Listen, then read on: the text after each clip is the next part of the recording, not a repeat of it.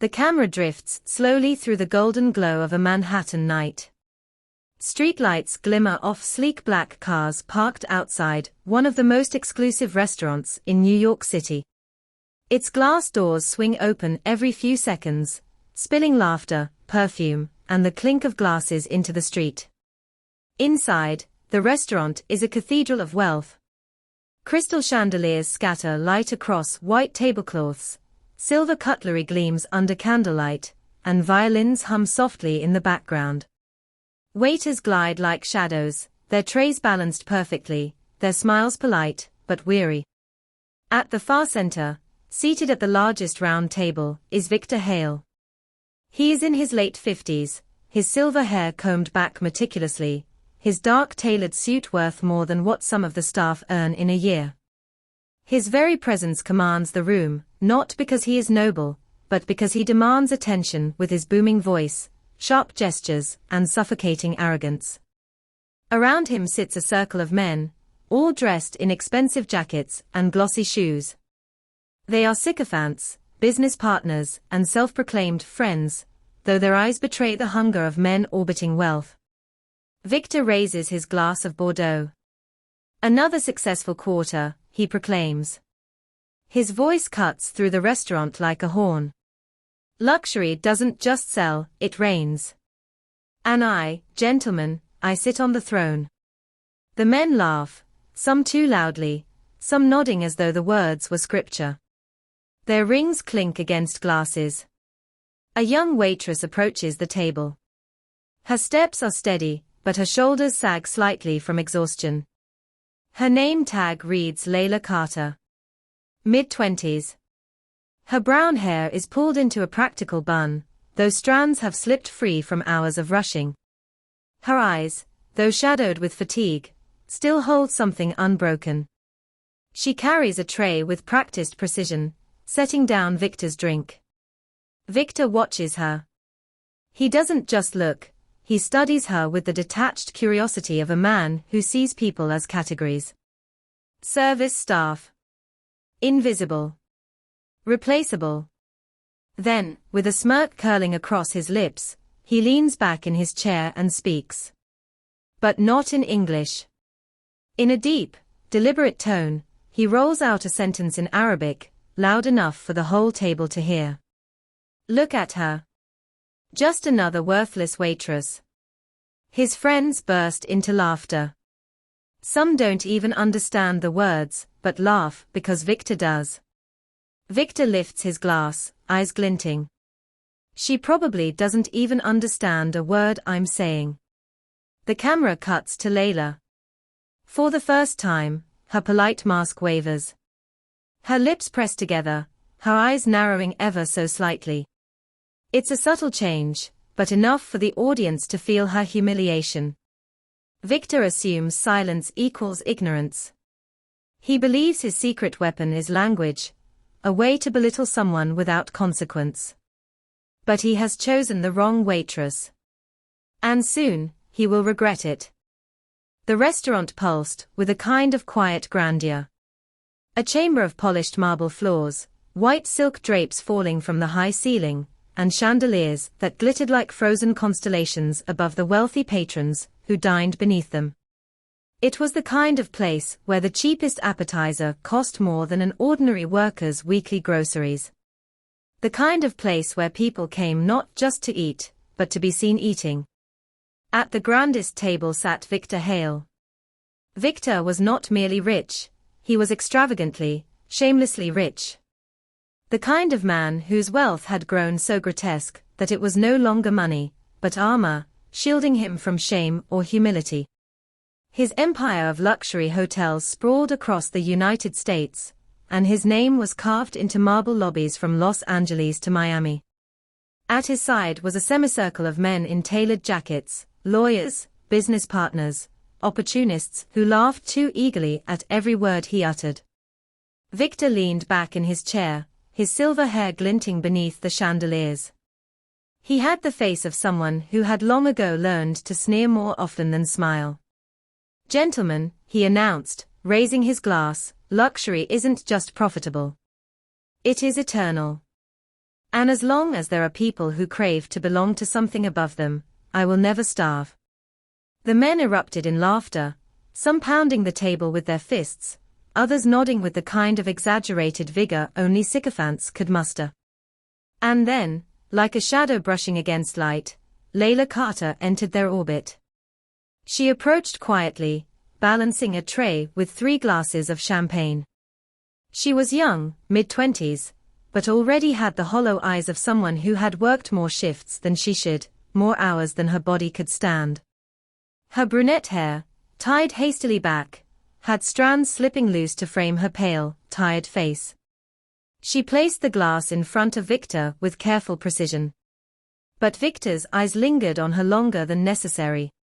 Not because he saw her humanity, no. He saw her only as entertainment. His smirk widened. And then, with deliberate cruelty, he switched languages. In a booming voice, he declared in Arabic. Look at her. Just another servant who is worth nothing. The table erupted in laughter. One of the men, who didn't even speak Arabic, laughed harder than the rest, as though volume alone would prove his loyalty to Victor. Victor swirled his wine glass. She probably doesn't even understand what I'm saying. The camera lingered on Layla's face. Her lips tightened. Her eyes, brown and sharp, flickered with a glimmer that only the audience could catch. She didn't flinch. She didn't speak. But inside, something burned. Because Victor Hale had chosen the wrong target. And he had chosen the wrong language. Layla's silence at that table was not weakness. It was calculation. As she moved away from the table, the audience glimpsed her inner world. A voiceover echoes, her past playing like film reels between her footsteps. Flashback. A small house in Michigan. A young girl sits cross-legged on the carpet, a book in her lap. The television flickers with cartoons, but her mother sits beside her, speaking softly. Repeat after me, Layla, house. Little Layla giggles and repeats. Her Lebanese mother smiles, brushing back her hair. That's my girl. Arabic will always be your secret strength. Her American father enters, weary from another long day at the factory. He kisses Layla's forehead, but the tension in his shoulders betrays the struggles of a man watching opportunities slip through his fingers. Later, the factory closed. The jobs vanished. Bills piled high. Layla, barely a teenager, worked odd jobs to help her parents survive, babysitting, stocking shelves, cleaning neighbors' garages. But she had always loved language. She devoured books. She excelled in school. She dreamed once of being a diplomat, traveling the world, serving as a bridge between cultures. College had been her escape, or it should have been. She had studied languages, French, Spanish, Arabic polished to fluency. But when her father's health collapsed and money evaporated, she withdrew to take on 2 jobs. Her dream shrank into survival. Now, in Manhattan, she carried trays through an upscale restaurant, invisible to the very people she once imagined negotiating with as an equal. Back in the restaurant, Layla sets another tray down. Her hands are steady, but her jaw is tight. Victor Hale watches her again. His grin sharpens. He continues in Arabic. Look at her cheap shoes. Those feet have never touched a luxury carpet in her life. His friends howl with laughter. Some nearby diners glance uneasily toward the table. Layla feels her cheeks flush, but she straightens her back. Victor leans in closer to his friends, lowering his voice just enough to sound conspiratorial. Hands like that, he says in Arabic, are only good for scrubbing dishes. Not for holding power. The laughter cuts deeper this time. And still, Layla says nothing. Not yet. Because she knows timing is everything. The steak is ready. Layla approaches with the plate, her shoes whispering against the marble floor. She places it carefully in front of Victor. He looks up at her, smirking. In Arabic, he sneers. Perfect. Just like a servant girl should be. Layla's hand trembles. For the briefest moment, she freezes. Then she looks him directly in the eye. And the room shifts. Her voice cuts through the air, sharp, fluent, and unmistakably Arabic. You think money makes you powerful? No, it only makes your cruelty louder. The laughter dies. The table falls silent. Victor blinks, stunned. For the first time that evening, his mask cracks. Layla continues, her voice steady, her words precise. I have understood every insult you've thrown at me tonight. Every word. And so has everyone else now. Gasps ripple through the nearby tables. Diners whisper. Some raise their phones, hitting record. Victor shifts uncomfortably. You. But Layla doesn't let him speak. She switches effortlessly between Arabic and English, her words flowing like water, sharp as glass. You mock the people who serve you, she says in English, but without us, your world would collapse. You treat language like a toy. For me, Arabic is not a joke. It is my family. My heritage. My blood. Her gaze pierces him, unwavering. And tonight, it is the reason everyone knows who you really are. A bully hiding behind his wealth. The restaurant is silent. Phones capture every second. Victor's face flushes crimson. He forces a laugh, but it dies in his throat. His friends, moments ago so loud, now sit stiffly. One mutters under his breath, "Man, you just got destroyed by a waitress."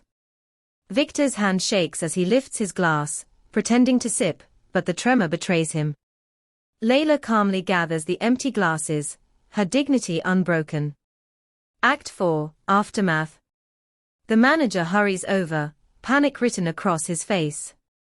Is there a problem here? Before Victor can speak, another diner, a woman in her 50s, elegant and poised, cuts in firmly. There's no problem. The young lady simply defended herself. He insulted her in another language. A murmur of agreement sweeps the room. Someone claps quietly. Others nod. Victor's power has evaporated. Layla turns to leave, but a man at another table stops her. A businessman, well-dressed, but with kind eyes. He slips her a card. We need someone fluent in Arabic for our international contracts, he says softly. Call me. Layla hesitates, then accepts the card with a small nod. The night ends with her walking home beneath the city lights. The streets hum with traffic, neon glowing in puddles along the sidewalk. Her phone buzzes. A text. The businessman, we'd like to interview you this week. Let's talk. She stops walking, looking up at the Manhattan skyline. For the first time in years, hope stirs in her chest. Meanwhile, across the world of glowing screens, the video of the confrontation spreads like wildfire. Waitress shuts down Billionaire in Arabic. Victor Hale's name trends online, but not for his empire. For his humiliation. He thought her silence was weakness. But when she spoke, the world listened. And in that moment, the quiet waitress became something more, a reminder that dignity does not vanish just because the powerful choose not to see it. Fade out. Layla, smiling softly, holds her mother's old Arabic book in her hands.